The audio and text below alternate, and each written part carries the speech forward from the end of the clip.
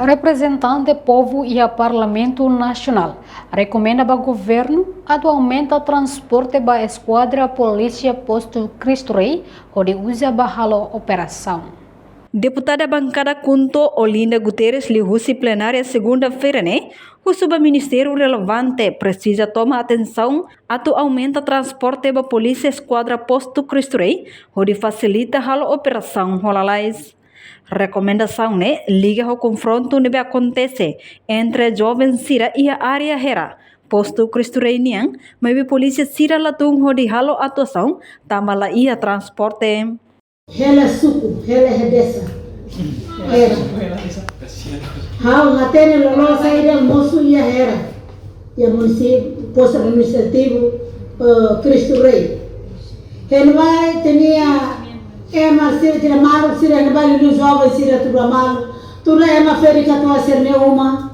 E problemas que boto lá é que pode sempre moço, mas eu que mas estou boto. Tamarine Hausa para senhor ministro, vice-ministro, dele ela para senhor ministro competente, a tubel hospital transporte ida, vai a polícia Cristo Rei ninguém, não conta Cristo Rei ninguém, a tu não é bem atendimento vai era, tama Cristo Rei ninguém, ninguém rainha lua ter estou era leva vezes ligava Magatuto, também né, mas se suco, atene, sai que acontece, atene, também né, Rossi, o senhor ministro, a turne bem despacha, careta, ida, vacina, a turne atendimento.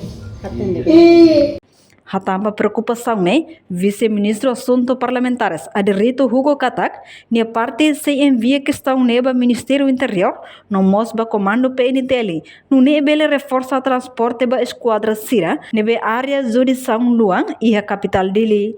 Reportagem Melda Fátima, televisão Timor Post. Janela informação ba Emahoto. Atu tem informação atual dia Gliu, que tá halua.